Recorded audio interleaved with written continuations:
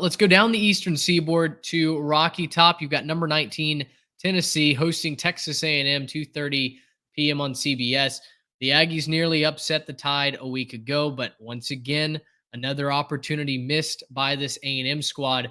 Texas A&M has lost their last 7 true road games.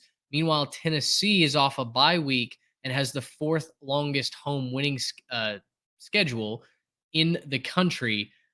Tennessee runs the football, right? And that's what Texas A&M has stopped at a elite level this season. It's been in the passing game that they've been extremely cattywampus with. In fact, when you look at efficiency numbers, despite Texas A&M being towards the very top of the country, I believe top 3 in the country in total sacks and run defense, a top 25 unit in run defense, they were 8th in the SEC in efficiency last week because they gave up 330 yards through the air, only forced 1 turnover.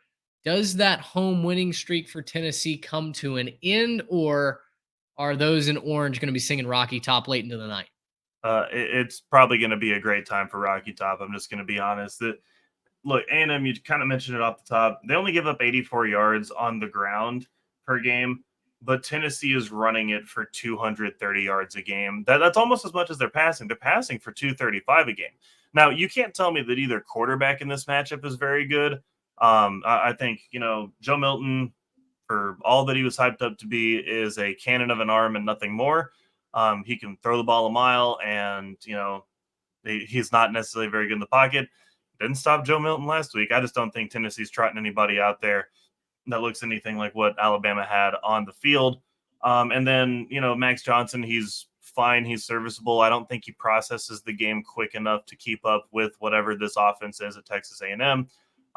We sure thought it was going to be better with Petrino, and maybe it's still just a little complex. Maybe there's still just too much reading to do of the defense, and Max can't quite keep up with it. So I'm not necessarily trusting either of these quarterbacks in this game. And so I look at this and I say something's got to give. Who's going to run the ball better?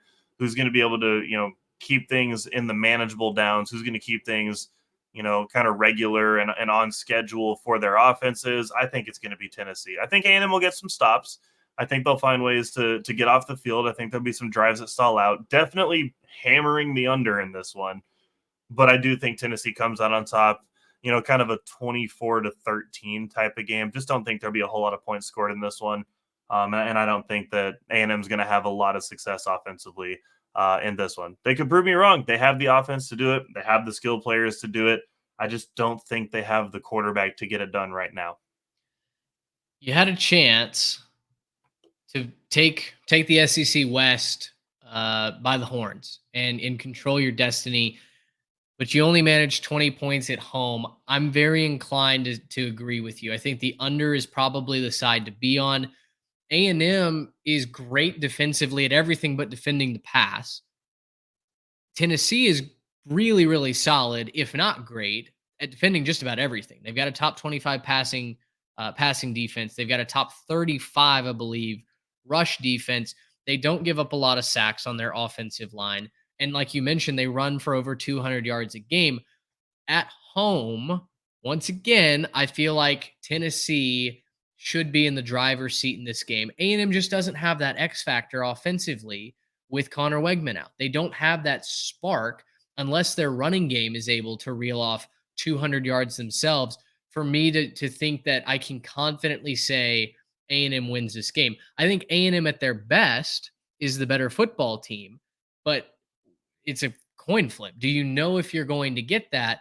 The fact that Jimbo Fisher has not beaten a ranked team on the road since 2016, since before he even came to Texas A&M, is really, really concerning to me.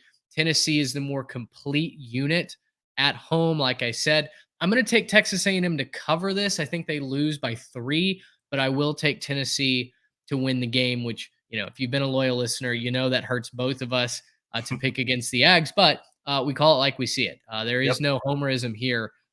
Texas A&M is going to have to go out and prove folks wrong if they win this weekend. And just to be clear, I think on the offensive side of the football for Texas A&M, they are massively suffering from a too many cooks in the kitchen situation. They have 4 former offensive coordinators and head coaches in that staff.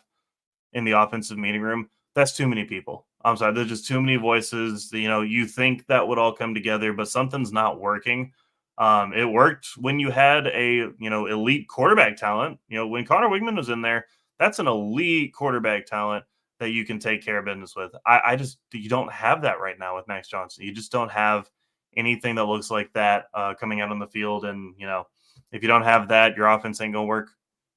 Offensive line's been dreadful for Texas A&M Been as well. bad. They got Been really whipped in bad. the second half last week. Tennessee, I think, will take advantage of that. Gracious him! How about